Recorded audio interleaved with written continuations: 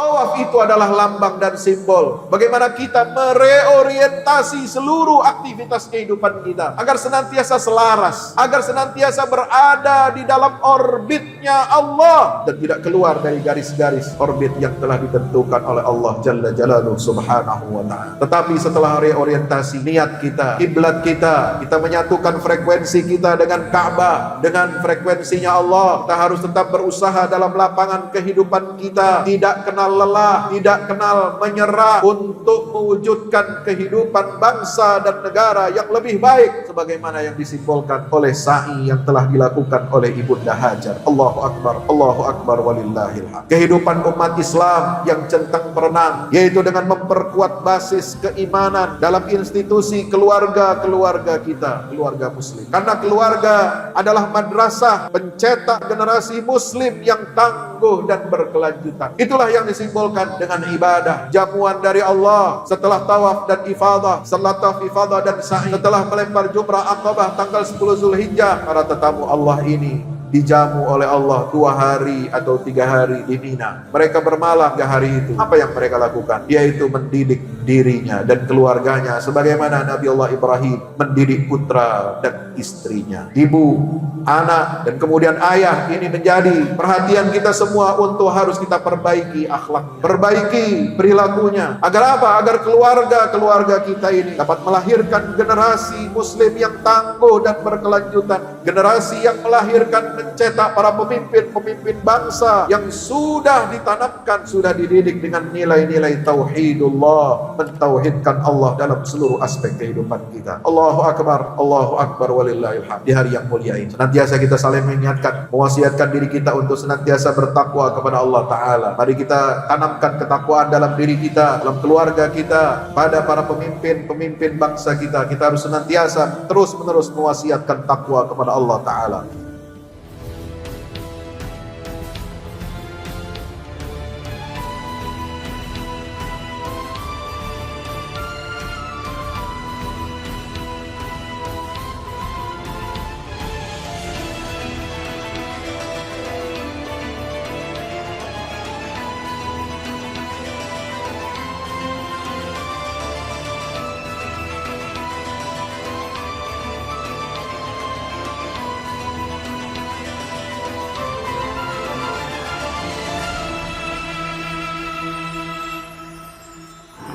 Allahu Akbar. Allahu Akbar. Allahu Akbar. Allahu Akbar. Allahu Akbar. Allahu Akbar. Allahu Akbar. Allahu Akbar. Allahu Akbar walillahil hamd. Allahu Akbar. Kullama ahrama al-hujjaj min al-miqat wa kullama labba al-mulabbun wa zida fil hasanat. Allahu Akbar. كلما دخل الحجاج مكة ملبين آمنين وكلما طافوا بالبيت الحرام وسعوا بين الصفا والمروة ذاكرين مكبرين. الله أكبر. كلما وقفوا بالمشعر الحرام ذاكرين مستغفرين. الله أكبر.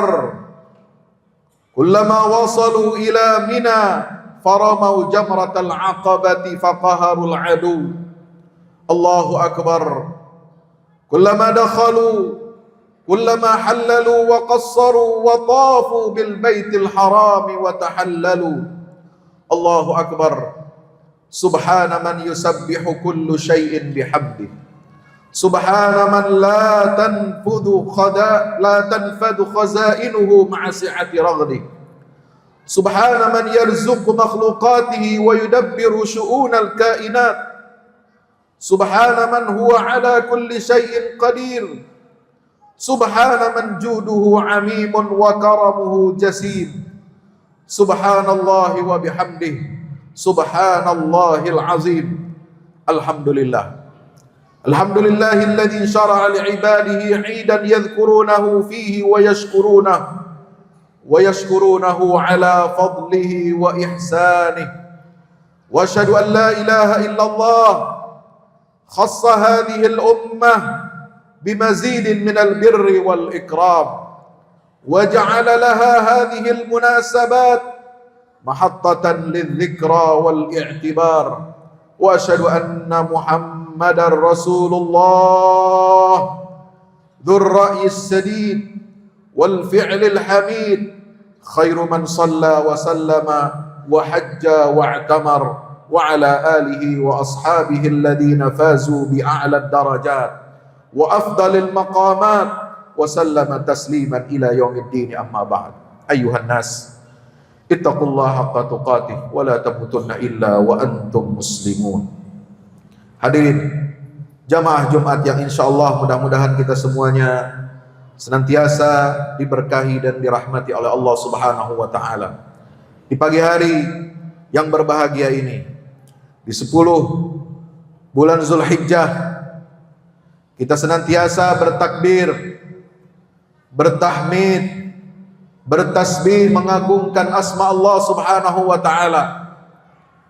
Kita bersyukur kepada Allah, mengagungkan asmanya, karena Allah telah memberikan hidayah petunjuk al-Islam kepada kita semuanya. Al-Islam yang telah dideklarasikan oleh Allah sejak tanggal 9 Zulhijjah pada tahun 10 Hijriah, ketika Nabi SAW melaksanakan haji perpisahannya. Allah telah mendeklarasikan al-Islam ini sebagai agama yang sempurna dan paripurna untuk seluruh umat manusia. Dan Allah wahyukan deklarasi itu pada hari Arafah tanggal 9 Zulhijjah, ketika Nabi SAW berkhutbah. Allah turunkan wahyu melalui malaikat Jibril alaihi salam. Al-yawma akmaltu lakum dinakum wa atmamtu alaikum ni'mati wa raditu lakumul Islam madina. Hari ini aku telah sempurnakan untuk kalian agama bagi kalian. Kesempurnaan yang tidak ada bandingannya. Kesempurnaan yang tidak ada lagi kesempurnaan setelah al-Islam ini. Kesempurnaan yang bersifat final dan mengikat bagi seluruh anak manusia sampai hari kebangkitan nanti. Dan aku telah sempurnakan juga untuk kalian nikmatku, dan aku ridhai untuk kalian Islam sebagai agama, tuntunan dan pedoman hidup bagi kita dari dunia sampai akhir. Allahu Akbar, Allahu Akbar, Allahu Akbar walillahil hamd. Ketika kita bertakbir di negeri yang damai dan indah ini, di belahan bumi yang lain, saudara-saudara kita di Palestina, saudara-saudara kita di jalur Gaza, mereka bertakbir merayakan Idul Adha di tengah penderitaan, di tengah kesulitan. Mereka bertakbir di tenda-tenda pengungsian di Rafah, di tengah desingan peluru, roket dan bom yang dijatuhkan ke Gaza. Rakyat Gaza yang kini menyalakan kembali lampu-lampu Masjidil Aqsa dengan aliran darah para syuhadanya. Alangkah sahdunya takbir di Gaza yang bertalu-talu menghujam dan melumpuhkan kesombongan Zionis laknatullah. Allahu Akbar. Ma sadahal haqqu birijalihil mu'minina wa kabbar.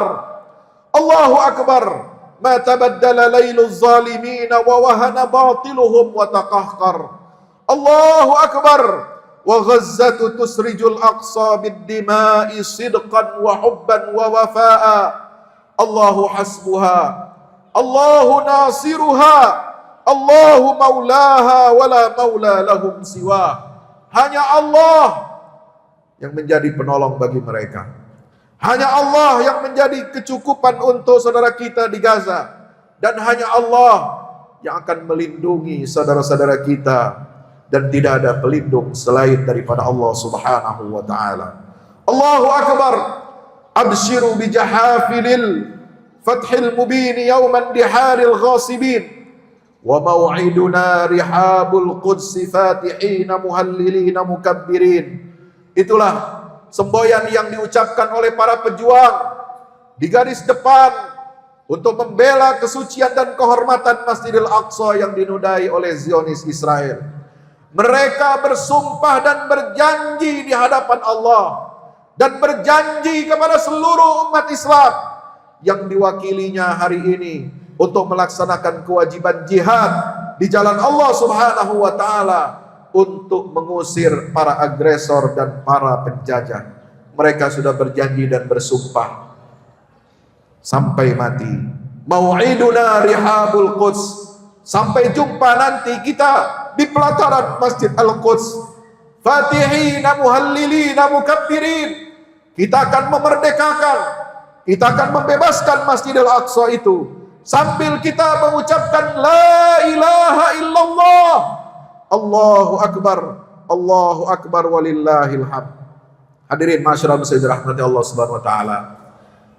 Hari raya Idul Qurban, hari raya Idul Adha ini tentu saja memiliki makna yang sangat dalam, makna yang sangat agung, yang harus kita gali nilai-nilai daripada pengorbanan Nabi Allah Ibrahim alaihissalam, yang harus kita gali dari manasik ibadah haji yang telah disyariatkan oleh Allah Ta'ala melalui perilaku, contoh suri tauladan dari keluarga Nabi Allah Ibrahim alaihissalam, dan juga syariat yang telah disempurnakan oleh Allah melalui baginda Rasulullah Muhammad sallallahu alaihi wasallam.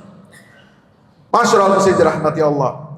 Haji adalah ibadah agung yang mewujudkan penghambaan totalitas dalam seluruh lapangan kehidupan kita. Haji bukan lagi seperti ibadah-ibadah yang lain yang mungkin kita rasakan hanya bersifat teoritis, bergerak atau diam hanya di tempat kita melaksanakan ibadah itu. Tetapi haji mengajarkan kita bagaimana nilai-nilai penghambaan kepada Allah itu harus bergerak aktif, harus proaktif, dan harus melalui mobilitas secara vertikal maupun horizontal.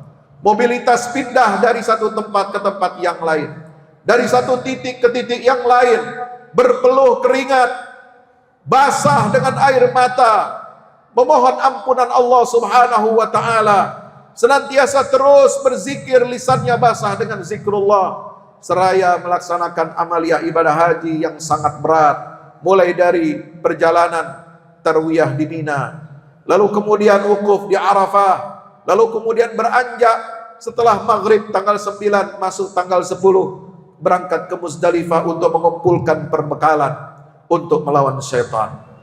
Kemudian keesokan harinya melaksanakan Jumratul Aqabah, melakukan perlawanan terhadap musuh abadi kita umat manusia.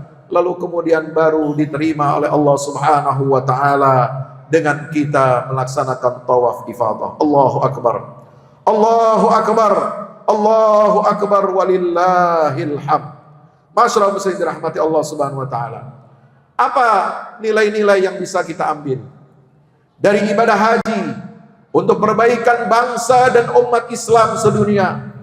Kalau saya dapat simpulkan melalui 5 pesan penting yang bisa kita gali nilainya dari pelaksanaan ibadah haji ini, jamaah dirahmati Allah Subhanahu wa taala.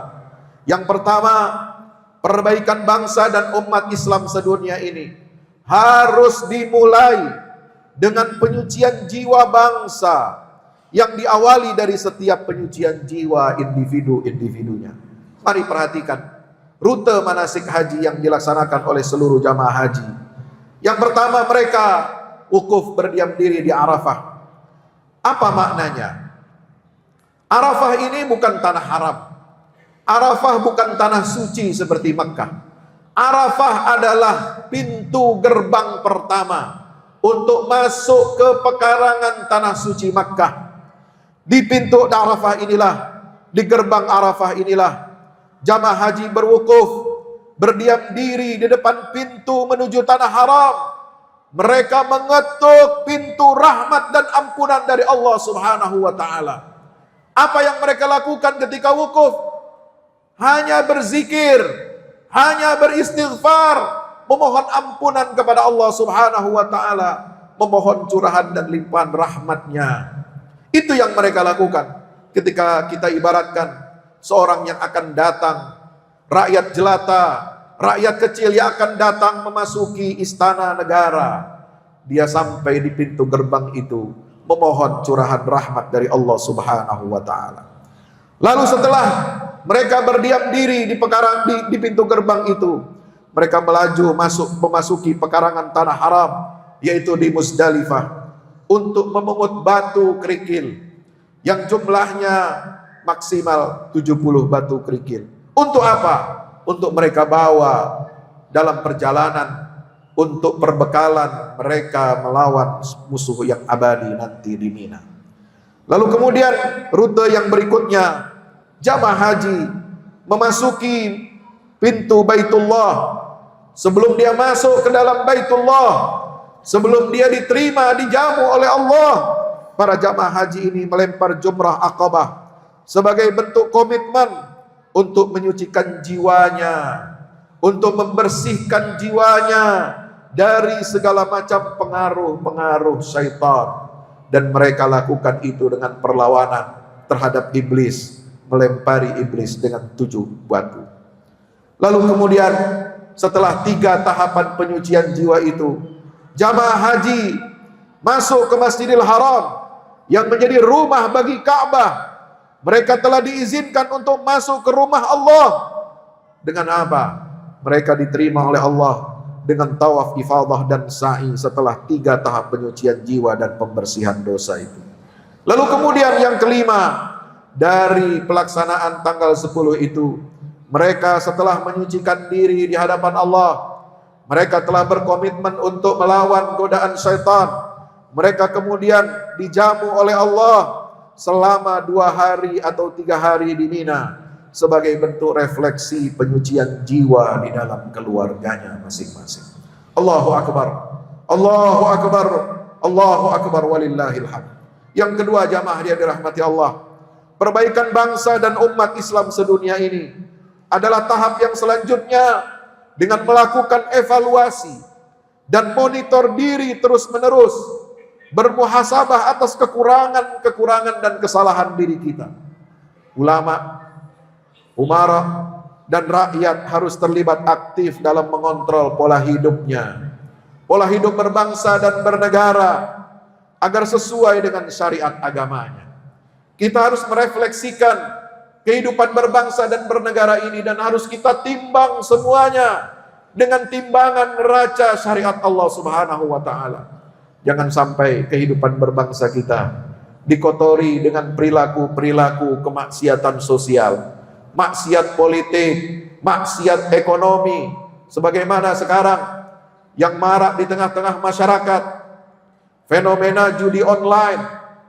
Bukan hanya menyasar kalangan elit, orang-orang kaya, tetapi kalangan kelas menengah, bahkan rakyat kecil pun terjebak ke dalam judi online ini. Dan lacurnya ada kebijakan sesat yang akan diluncurkan oleh pemerintah, akan memberikan bantuan sosial kepada pelaku judi online ini. Na'udzubillah, tsumma na'udzubillah min zalik. Allahu Akbar, Allahu Akbar, Allahu Akbar, walillahil hamd. Maka langkah yang ketiga untuk kita bisa memperbaiki kehidupan bangsa kita ini, kita berkaca dari amaliyah ibadah haji, yaitu dengan apa? Dengan kita memerlukan upaya yang sungguh-sungguh, upaya yang radikal. Radikal ini bukan sesuatu yang negatif.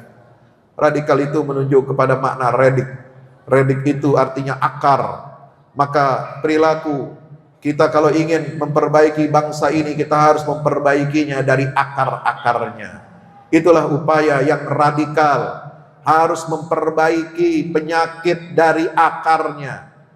Jangan hanya kita potong ranting buah yang busuk, tetapi kita tidak memperbaiki akarnya yang rusak. Maka disitulah diperlukan upaya yang radikal dan berkelanjutan. Bagaimana caranya? Diajarkan oleh Allah Ta'ala dengan ritual melempar jumratul Aqabah, yaitu dengan menolak gencatan senjata, menolak untuk rekonsiliasi dengan setan. Padahal jamaah haji baru saja dibersihkan dan dileburkan dosa-dosanya oleh Allah. Setelah mereka wukuf di Arafah, semua dosa-dosanya diampuni oleh Allah. Tetapi tidak ada dalam pikiran kita, setelah dosa kita dihancurkan, dimusnahkan, dileburkan oleh Allah, lalu kemudian kita akan berpikir, kita akan memulai lagi dosa dan maksiat baru, saudara. Tidak. Tetapi Allah mengajarkan kepada kita, setelah dosa kalian dihapuskan oleh Allah, maka kalian harus berkomitmen untuk perang melawan iblis. Tidak ada gencatan senjata dengan iblis. Sebagaimana rakyat Gaza mengatakan, tidak ada gencatan senjata dengan Israel Zionis laknat. Kenapa? Karena selama ada iblis, selama ada musuh-musuh itu, ada di depan kita, di kanan kiri kita, di belakang kita, mereka akan terus menggoda kita pagi, siang, sore, dan malam. Setiap hari, setiap saat kita berada dalam ancaman bahaya, terjerumus ke dalam godaan-godaan iblis. Maka kita harus senantiasa melempari iblis itu, yang disimbolkan dengan ritual melempar jumratul aqabah. Allahu Akbar, Allahu Akbar walillahil hamd. Apa yang dilempari oleh jamaah haji ketika di Mina selama 3 hari? Mereka melempar jumrah ula, wusta, dan aqabah, yang melambangkan setan kecil, setan yang sedang, dan setan yang besar, sebagaimana yang dihadapi oleh Ismail alaihi salam, ibunda Hajar, dan Nabiullah Ibrahim alaihi salam. Tetapi di zaman sekarang, tugu-tugu setan itu, berhala-berhala yang harus kita tumbangkan dalam konteks kehidupan kita berbangsa dan bernegara, adalah berhala-berhala yang merupakan representasi dari tirani politik, tirani ekonomi dan militer.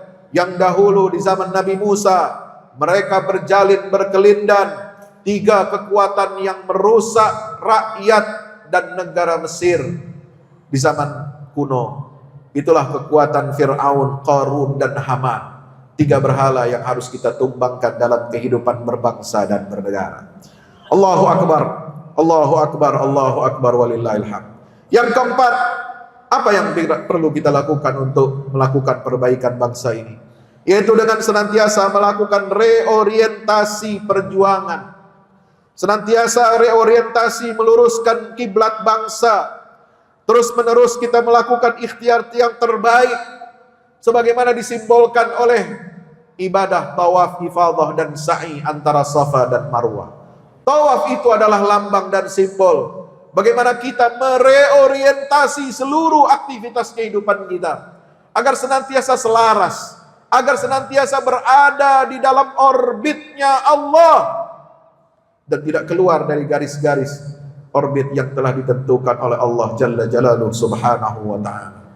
Tetapi setelah reorientasi niat kita, kiblat kita, kita menyatukan frekuensi kita dengan Ka'bah, dengan frekuensinya Allah.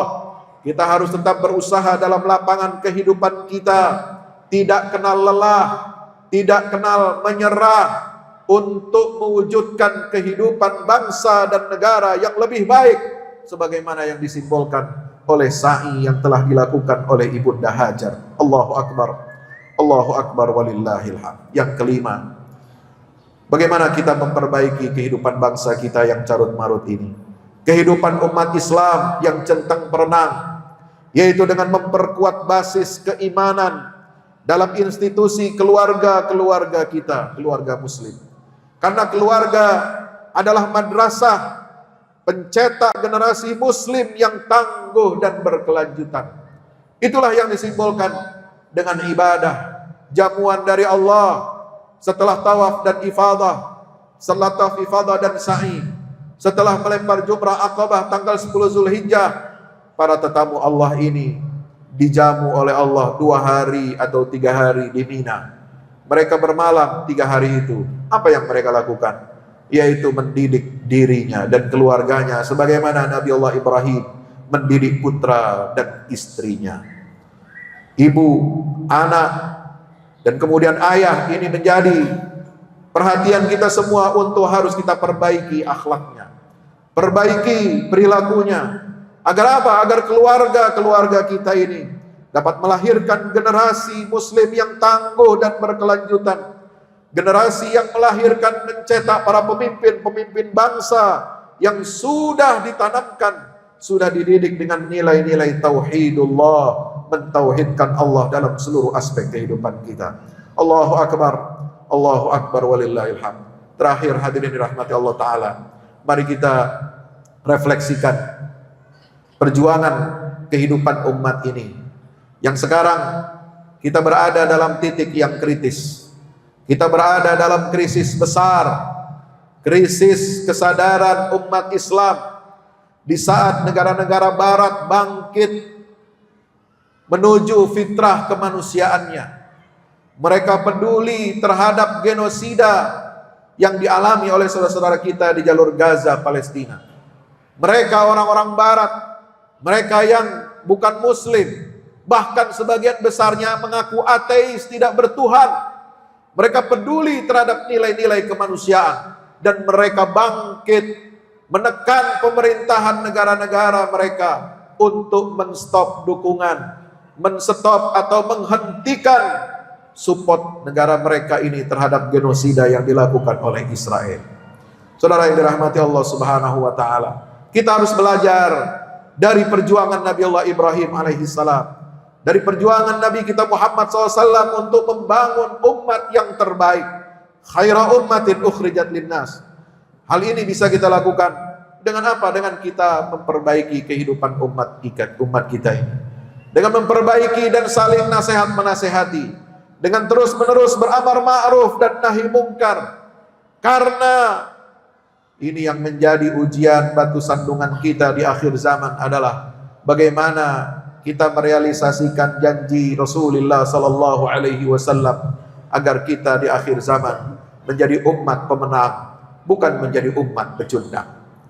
Taruhan kita bagi umat Islam, pertaruhan sesungguhnya kemenangan umat Islam ini ada di Palestina, ada di bumi Syam yang menjadi kiblat pertama umat Islam, menjadi tujuan Isra dan Mi'rajnya Nabi kita Muhammad sallallahu alaihi wasallam.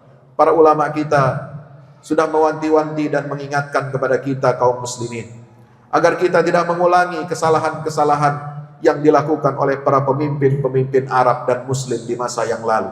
Ketika mereka 4 kali berperang melawan entitas Zionis Israel, 4 kali perang bangsa Arab dengan Israel, dan mereka semua kalah. Tetapi sekarang kebangkitan itu sudah hadir di tengah-tengah kita. Kebangkitan generasi yang sudah memperbaiki orientasinya, sudah memperbaiki kesalahan-kesalahan para pendahulunya. Yang kata Syekh Muhammad Al-Ghazali, dahulu bangsa-bangsa Arab ketika mereka memerangi negara Israel, mereka adalah bangsa yang paling jauh dari petunjuk kitab Allah. Mereka enggan untuk mendekati Al-Quran. Sementara Yahudi yang mendirikan negara entitas haram Israel itu, mereka adalah bangsa yang paling dekat. Mereka adalah bangsa yang paling antusias terhadap kitab Tauratnya mereka. Inilah yang menyebabkan kekalahan, sebagaimana disampaikan oleh Buya Hamka dalam tafsir Al-Azhar. Kenapa? Dan apa rahasianya bangsa-bangsa Arab Muslim itu kalah dalam perang tahun 1967 yang menyebabkan Yerusalem Timur dan Masjidil Aqsa dijajah oleh negara Israel sampai detik ini. Yang menyebabkan kekalahan mereka bukan karena bangsa Arab lebih bodoh atau tidak pintar dibandingkan bangsa Yahudi. Yang menyebabkan mereka kalah bukan karena mereka tidak punya senjata, tidak punya materi, kalah dari persenjataan dan materi yang dimiliki oleh bangsa Yahudi. Tidak. Tetapi yang menyebabkan mereka kalah adalah karena bangsa-bangsa Arab dan pemimpin-pemimpin Arab pada saat itu telah meninggalkan pangkalan hidup Islamnya. Allahu Akbar walillahil hamd. Maka hari ini kita mendapati kekuatan bangsa Arab Muslim ini telah kembali ke pangkuan Allah, kembali kepada Al-Quran. 9 bulan lamanya pejuang-pejuang kita di Gaza bertahan dan tidak mengucapkan sepatah kata pun untuk menyerah kepada Zionis Israel. Saudara, Apa yang mereka lakukan? Apa rahasia kekuatan dan ketegaran yang luar biasa seperti ini? Meskipun lebih dari 37.000 syuhada, lebih dari 76.000 yang luka-luka, lebih dari 60% infrastruktur di jalur Gaza hancur rata dengan tanah, tetapi mereka tidak menunjukkan sedikit pun bendera putih atau kata menyerah. Apa rahasia di balik semua ini? Mereka kembali kepada Al-Quran, mereka kembali kepada Allah, mereka kembali kepada manhajnya Rasulullah, mereka kembali kepada pedoman yang ditinggalkan oleh Umar Ibn Khattab dan Salahuddin Al-Ayyubi.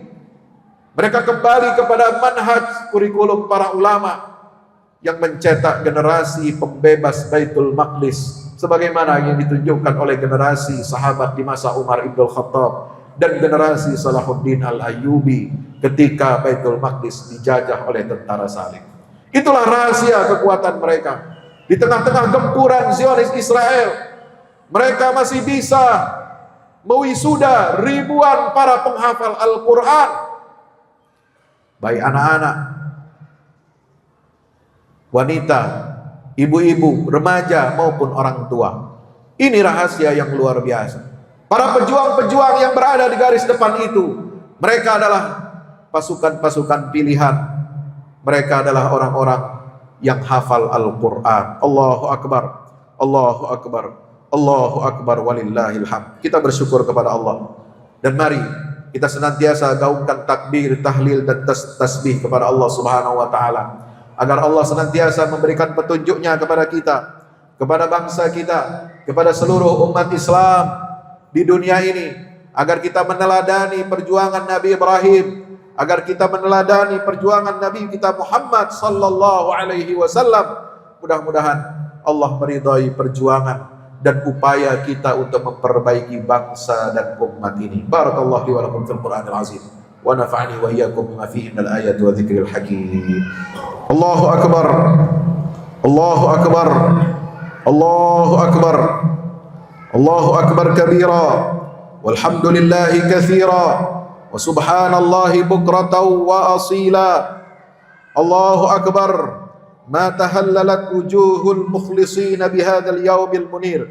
الله أكبر ما خرجوا لصلاة العيد رافعين أصواتهم بالتكبير والتحميد والتهليل. الله أكبر ما تعاون أهل الإسلام على البر والتقوى. الله أكبر ما تصافح المسلمون وتبادلوا التهاني في يوم العيد وتناصحوا على فعل الخير وتركوا خصال المعاندين. الله أكبر كبيرا والحمد لله كثيرا وسبحان الله بكرة وأصيلا على مدى الشهور والأعوام.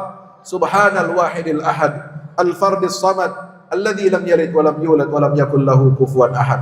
سبحان الله والحمد لله ولا إله إلا الله والله أكبر.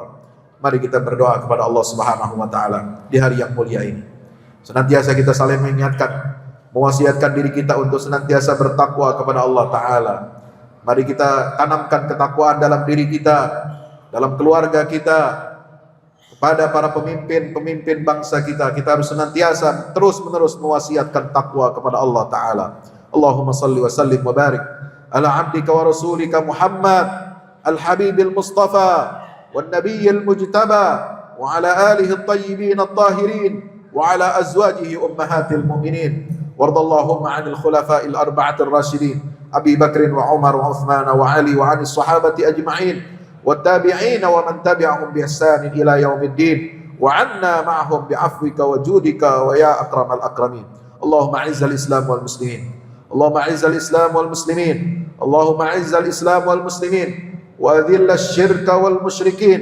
اللهم آمنا في أوطاننا واصلح أئمتنا وولاة أمورنا واجعل اللهم ولايتنا في من خافك واتقاك واتبع رضاك يا رب العالمين. اللهم وأبرم لأمة الإسلام أمر رشد يعز فيه أهل الطاعة ويهدى فيه أهل المعصية ويؤمر فيه بالمعروف وينهى فيه عن المنكر إنك على كل شيء قدير. اللهم اصلح لنا ديننا الذي هو عصمة أمرنا واصلح لنا دنيانا التي فيها معاشنا واصلح لنا آخرتنا التي إليها معادنا واجعل الحياة زيادة لنا في كل خير waj'alil mauta rahatan lana min kulli syarr. Rabbana taqabbal minna innaka antas samiul alim wa tub alaina ya maulana innaka antat tawwabur rahim. Rabbana ighfir lana wa li ikhwanina alladhina sabaquna bil iman wa la taj'al fi qulubina ghillan lil ladzina amanu rabbana innaka raufur rahim. Wa akhiru da'wana anil hamdulillahi rabbil alamin. Allahu akbar, Allahu akbar, Allahu akbar. La ilaha illallah wallahu akbar, Allahu akbar walillahil hamd. Taqabbalallahu minna wa minkum salihal a'mal wa kullu 'amin wa antum wal ummatul islamiyah bi alfi khair. Wassalamu alaikum warahmatullahi wabarakatuh.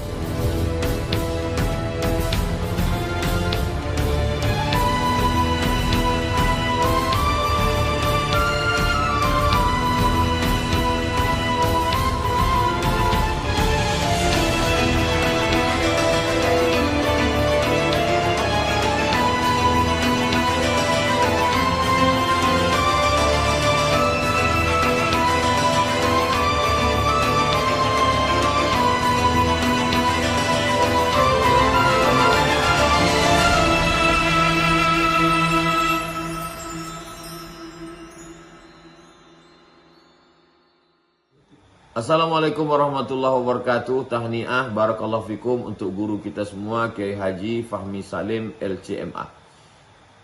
Masya Allah tabarakallah, launching 2 buku Al-Mukarram, buku Wahai Anakku dan Runtuhkan Zionis. Dan selamat tahniah juga untuk peresmian gedung Al-Fahmu Institute Pusat Dakwah Al-Quran pada 26 Sya'ban hari Kamis 1445 Hijrah bertepatan dengan 7 Maret 2024. Saya, adik kelas Ustadz Fahmi Salim di Mesir, merasa ikut bahagia, ikut senang. Sekali lagi tahniah, ajmal at-tahani, ungkapan selamat yang terindah untuk Kiai Haji Fahmi Salim LCMA. Barakallahu fikum. Wassalamualaikum warahmatullahi wabarakatuh.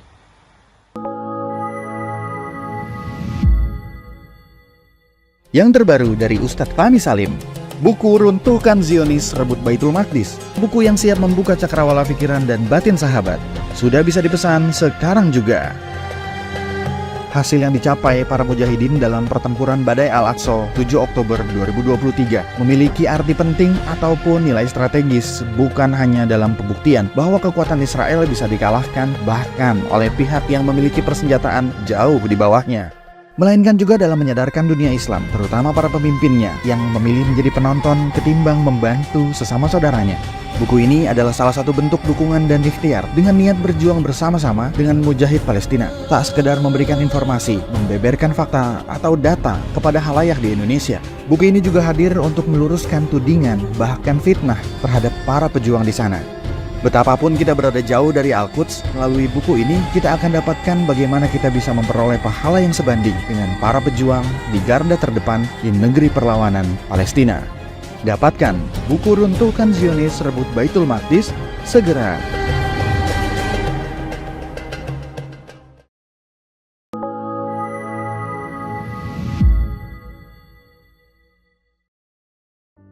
Assalamualaikum warahmatullahi wabarakatuh.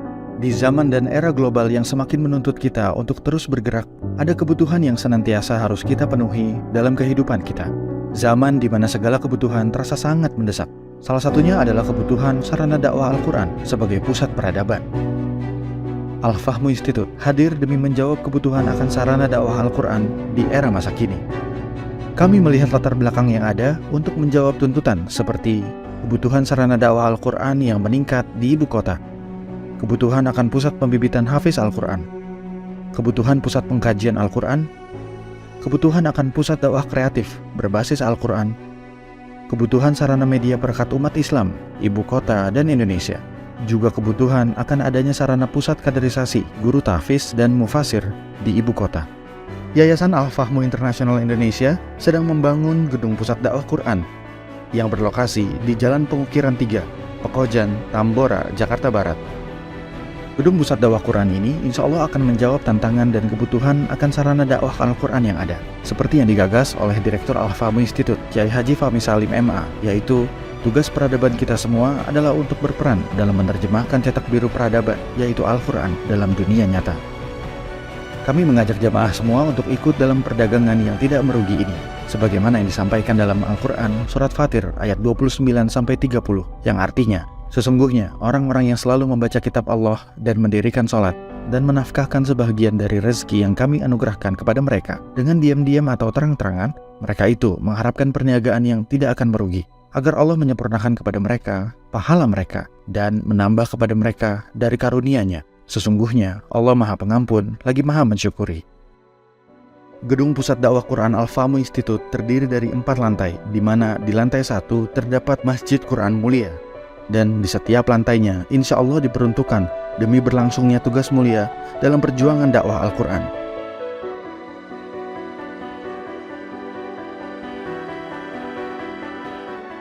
Berikut adalah rencana anggaran biaya yang dibutuhkan dalam pembangunan Gedung Pusat Dakwah Quran.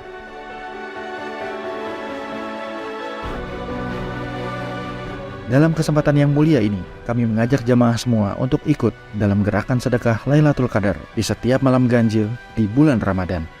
Salurkan melalui nomor rekening berikut ini.